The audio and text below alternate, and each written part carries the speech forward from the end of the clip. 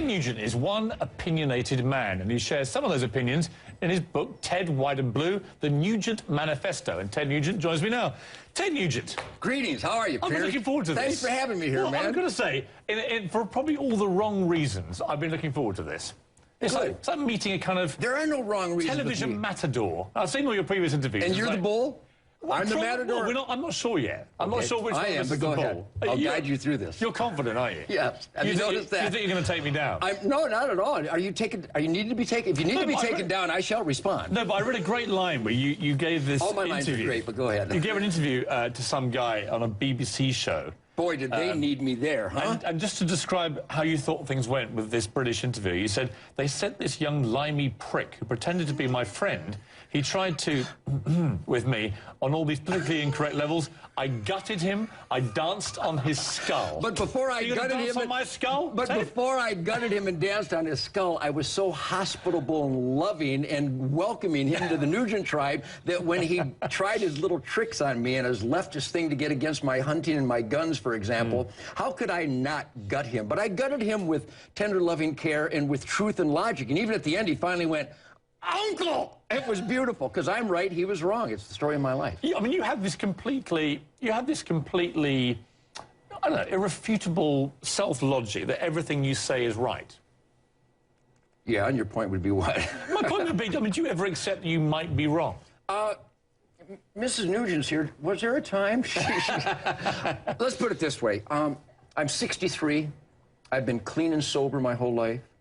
I was raised in a hardcore, disciplined environment to be the best that I can be and not guess at things, but to study evidence, study conditions, be aware of my cause and effect, and make a decision not based on what felt good or what was comfortable for me, but rather what lessons of life taught me. So when I put forth what people call an opinion, I mean, and you stop me if you disagree with my opinion, I'm sure you will, but I don't project opinions as much as I do share observations of life's realities and the evidence that brings either a quality of life when adhered and learned from, or destroyed life when ignored and not learned. What's your view of America right now?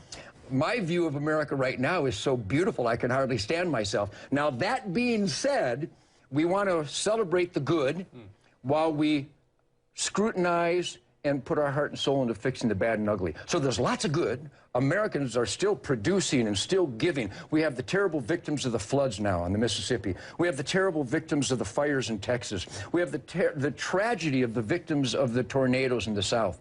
You know what I think about America? Unlimited generosity. People traveling thousands of miles to help people they don't even know. That's the glowing, unstoppable What don't you like good. about America? I don't like about America is what is being celebrated in politics, where instead of being the best that you can be, we seem to be engineering more and more safety nets, which creates, encourages, and rewards an uncaring disconnect. What do you mean safety nets? Well, safety nets, welfare, for example. Welfare isn't just about helping the needy anymore. Welfare is now about rewarding people who take advantage of the corruption and abuse of that condition.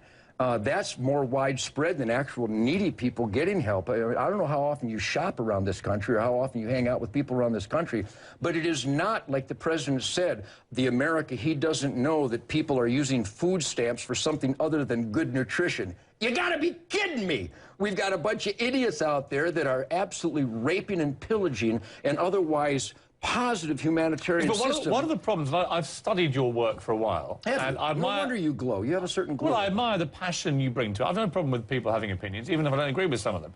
My issue about you and the welfare thing is to me, it showed no sense of compassion for people who have genuine problems, who genuinely need it. Your judgment, if you don't mind me saying, is all-encompassing. It's all sweeping. You think they're all on the fiddle. No, I don't. No, I don't. But I don't think I know, and the statistics support, once again, my sharing with you the statistics, that the abuse, the corruption in that system is not about helping someone who, through no fault of their own, fell on hard times, but widespread abuse. Yeah, but I've said you say you don't have a welfare system for armed forces people, for example. Well, certainly. I've always raved that the most important, the most deserving are the children who, through no fault of their own, encounter horrible diseases and conditions, and the heroes of the military who literally knowingly went into harm's way to sacrifice their limbs. Which so I agree with, and I have a brother who's in the British Army. But let me put it this way, real let simple. me finish my thread on that. All right. I have a brother who's in the Army, so I totally subscribe to your view of the forces. But that doesn't mean to say that they are any less susceptible to being corrupt when it comes to welfare than anybody else, does it? No, not at all. In fact, there's a lot of corruption, a lot of waste in even those government programs. I mean, I know a lot of guys, my wife and my family and I do charity work for military heroes all the time, and I got guys with no legs that went into that war on terror hellstorm knowing that they would probably not come out without any legs or arms and maybe in a flag-draped coffin, but they went anyway because that's the warrior spirit that they have. And they're still waiting for their prosthetics. They're still waiting for the special wheelchair. But maybe there's some child rapist in prison who's getting a new liver transplant this week. That's the corruption, the abuse in the most outrageous. I mean, you're very pro the troops, and I get that. But you yourself, I mean, you dodged the draft in Vietnam. No, now see, I'm glad we're here on the Piers Morgan Show to set that straight for the 10 millionth set time. the record no, straight. I did not dodge the trap. I was 17, and I was a clueless idiot, which most 17s qualify. I bet you were to No, I was quite smart. Being that as it may, no, I was enrolled in Oakland Community College, and I had a one-wide deferment. Did I register? And I registered. Did I volunteer? No. Should I have? Yes. Do you regret that? You know, I do regret it on one level. On the most important, fundamental level, is that I have a duty to earn this experiments in we the people's self-government. And I've spent my time, and I've intentionally put myself in harm's way going over to Iraq and Afghanistan, right into the hell zones of unnamed trenches in the Afghanistan danger zones. I did that. Is part of that a guilt thing on your part? No, not a guilt thing. It was just the right thing to do. At some point, you know, let's pretend I was a heroin addict when I was 17. Would you bring that up if I've been clean and sober for 50 years? Probably, yeah. You're such a bastard. But see, I wouldn't. I would say, my God, you haven't done that stupid thing in so long. Let's stick with the clean and sober longevity instead of going back and nitpicking of something that you obviously overcame. So I was a foolish young man who didn't understand. Well, how's this, Piers? When I graduated from how old are you? I'm 46. All right, I know you respect your elders. I'll be 63. When I graduated, if you said, so, Mr. Nugent, tell me all about communism, I'd go, isn't that where the hippies get together and live? I was clueless. In my American education upbringing, I never heard about communism. I didn't know anything about it. So do you think I regret not making a decision based on not knowing anything? And I've made up for it since. Not through guilt, but through the maturity of finally knowing what the right thing to do is. And though I was a little bit late, I at least carried my own M16 when I was over there. Well, yeah, I mean, that all sounds very heroic. I mean, the truth is that when No, I wasn't heroic. When the guys that are there all the time. that's what I'm saying. I mean, you had the option when you were young to go to Vietnam. You could have done that.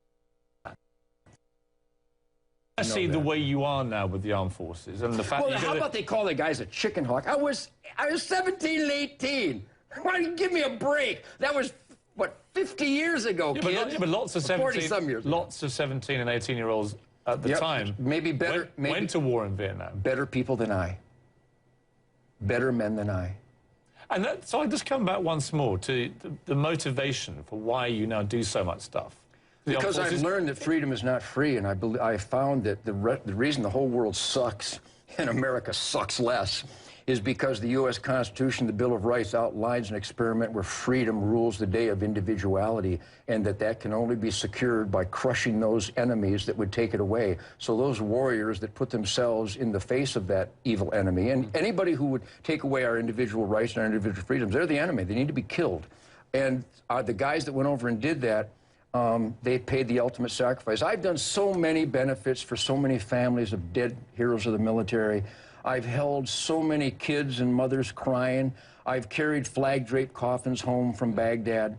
You don't have to do that much. Again, I'm going to go to a break in a minute. If you had a time again, I suspect now, the Ted Nugent you've become, you'd go to Vietnam, wouldn't you?